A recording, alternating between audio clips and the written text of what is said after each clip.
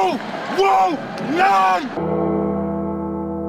You don't want none!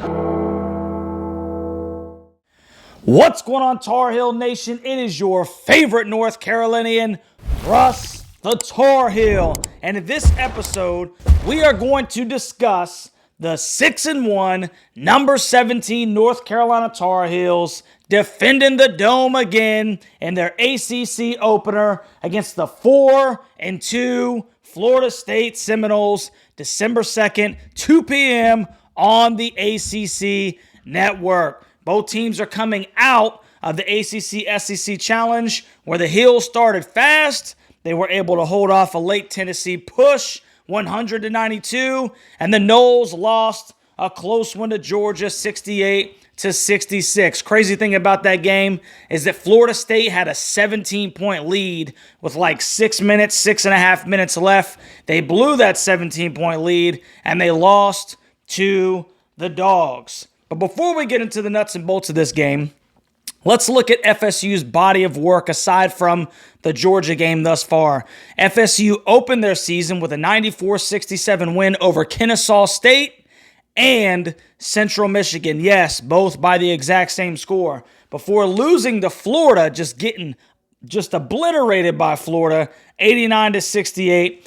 Then they beat UNLV 83-75, and a pretty good Colorado team, 77-71 in OT before that Georgia loss. North Carolina has back-to-back wins against top 25 teams, Arkansas at number 20 and Tennessee at number 10. So you could say we've already owned the SEC. Now, the Florida State Seminoles are led by head coach Leonard Hamilton, who is in his 22nd year at Florida State. Coach Hamilton has amassed a 430-267 record at Florida State, a .617 winning percentage, and has a combined coaching record of .630 against 477 losses for a .569 winning percentage. North Carolina is 53-16 all-time against the Noles on the hardwood.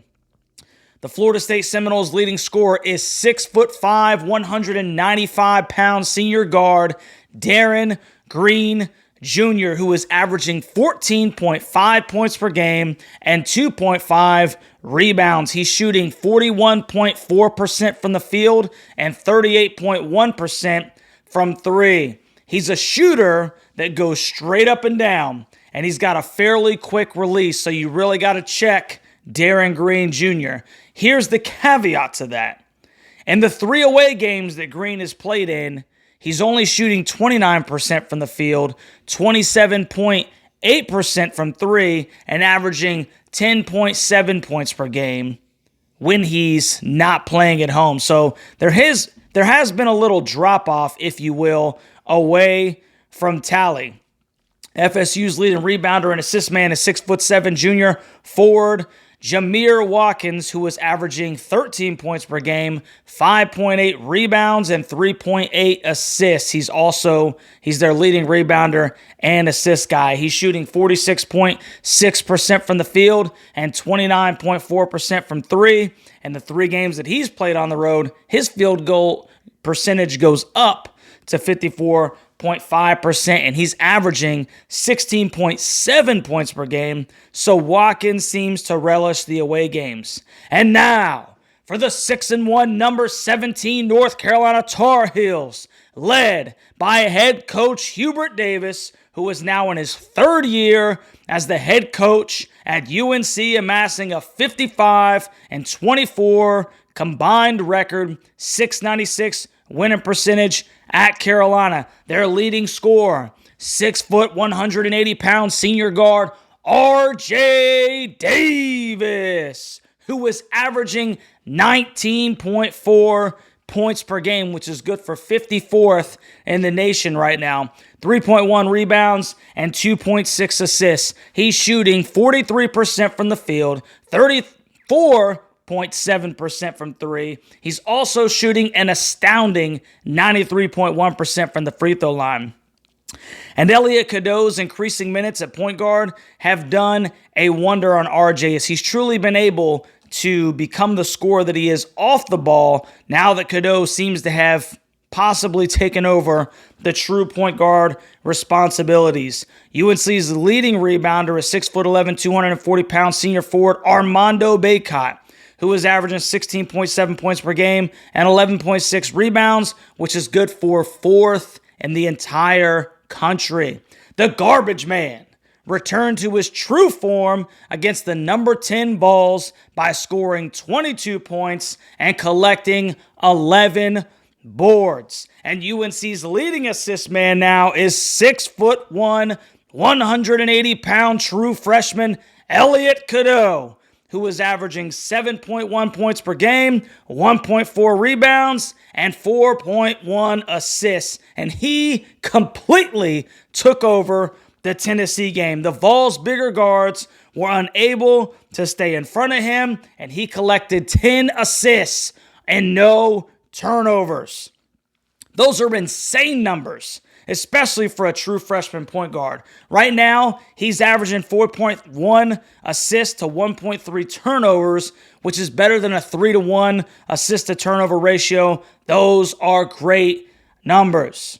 So what am I going to be looking for in Carolina's ACC opener against the Florida State Seminoles? Number one, respect your opponent. North Carolina's last two games were against top 20 opponents, Arkansas and Tennessee. Those games are easy to get up for. I want to see the Heels take the Noles seriously and seemingly put a full 40-minute game together. A dominant performance. I need to see that on tape. 2 p.m. tip in the Dome. Hopefully the Smith Center will be packed, but the Heels need to be their own best motivators and handle business thoroughly. Number two, inside out. Mondo scored 22 points on 6 of 8 shooting. I'm still not crazy about games where he's not in double figures in the shots attempted category. And there were times in the second half where I feel like Carolina wasn't hitting shots, which could have been helped by getting your all-American big man touches on the block. That's the Tennessee game. Now, is Mondo a natural scorer that's going to consistently create his own buckets? No. But when you let him go to work, toss it up, and go get the ball off the board, good things often happen. All that to say this, Mondo has attempted less than 10 shots in 3 of the last 4 games. He needs to be more active down on the blocks, but let's get him some more touches. So I want to see Armando being more physical, establish good position down low, not get pushed out to the top like it seems like he has for the past couple of ball games, and we need to feed him down there on the blocks. And number 3, no unforgettable nights in the Dome, please. Dixon from Villanova killed the Hills with 34 in the Bahamas. Mark, the next game, scored 30 for Arkansas on the same floor. Connect was an unstoppable force in the Tennessee game, tying a visiting opponent's scoring record with 37 points of his own. And remember, he didn't play the last minute and a half because of the ankle injury. That's 3 straight games. An opposing player has scored at least 30. Can we not let that happen against the Noles? I can just see Connect, 30, 40 years from now, sitting his grandchild on his lap saying, "Come here, Sonny. Let me tell you about the time that I scored 37 in the Dome against the Hills." Hey, I don't want no more of that. Let's stop letting some of these guys think and go off so that they can tell their grandkids about what they did in the Dome. It bothers me. Which leads to Russ's score prediction. The ESPN matchup indicator gives the Heels an 83.3% chance at handling business against the Noles. Florida State's 2 losses have come against better competition in Florida and Georgia, although neither one of those teams have been lighting it up either per se. I think the Heels possibly start a little slow in this one with the Tennessee whiskey hangover and a date with the defending national champion UCONN Huskies looming in the midst. Mondo does go for another double-double. RJ is around his season average, so he's going to score. Harrison and Cormac are the staples that keep this thing glued together, apparently. And Elliott gets another game under his belt as the Carolina point guard.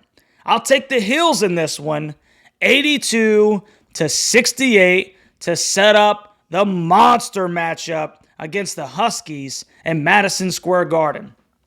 So let me know what you think about this game, Tar Heel Nation. Do you think I'm onto something? Or do you think I'm over here at the edge of the bench sitting there with a clipboard? If you haven't already, please like, share, subscribe to the channel so we can continue to gather Tar Heel Nation home. And consider becoming a member of the Huddle Hooligans. If you enjoy the content, it's just another way of showing your appreciation and supporting the channel. Either way, I love you, Tar Heel Nation. We'll see you live for the live stream tomorrow at 2 p.m. as the Heels defend the Dome again. I'm out, baby.